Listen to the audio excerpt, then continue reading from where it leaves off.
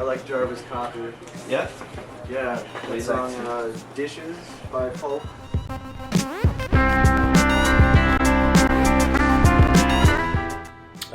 Well, I quit the band that I was in before, and just wanted to focus on my own vision musically, and that was sort of became the blueprint for Phantogram. And then, Sarah and I had started hanging out a lot because we've been friends since high school. I noticed that she was really good at piano and she had a great voice.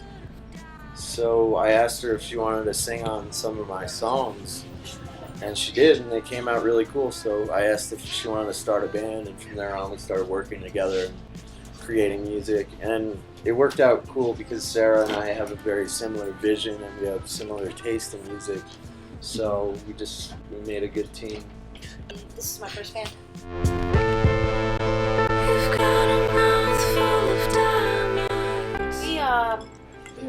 That was the only place we had to use, so there wasn't any thought of trying to make it out to be like we're this weird band that likes to hang out in barns.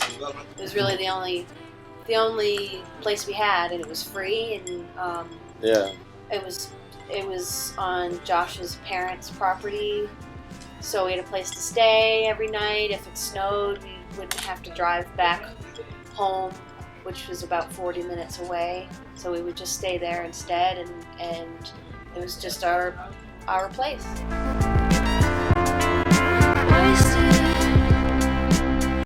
When we first started, our plan was to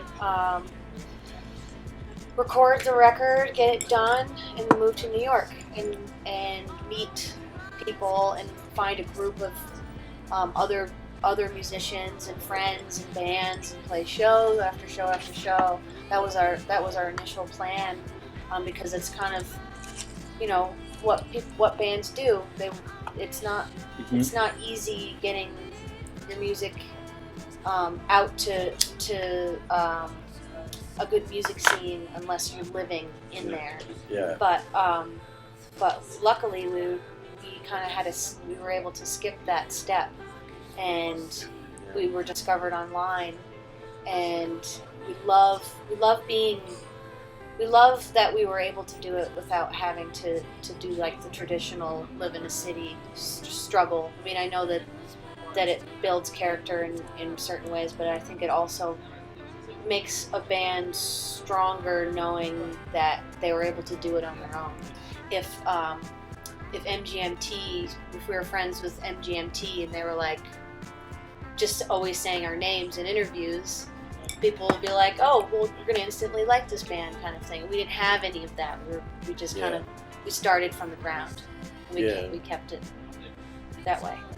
We're not into the whole elbow rubbing scene kind of thing, like whose ass can we kiss or whatever like that. That's just not how we roll. So having respect from other bands and like-minded bands was a cool thing. We didn't have to climb any sort of social pretentious ladder or anything. It's just the music is what it is, and now we have a lot of friends that live in New York City that play in bands, but it's more of a camaraderie based on music instead of any kind of competition.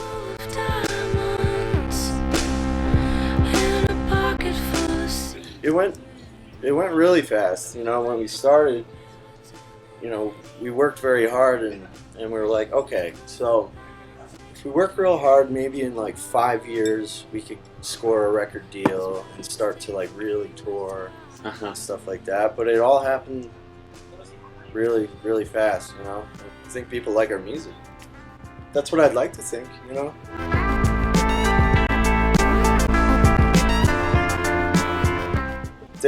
They're inspired by a lot of stuff. I mean, like, we really like Jay Dilla and Madlib and like that sort of almost stoner vision kind of hip hop. Also, there's this guy called Ninth Wonder that was inspirational on one track on our record. And you know, Sarah and I think our first love of music as children, growing up in the 80s and 90s, was hip hop.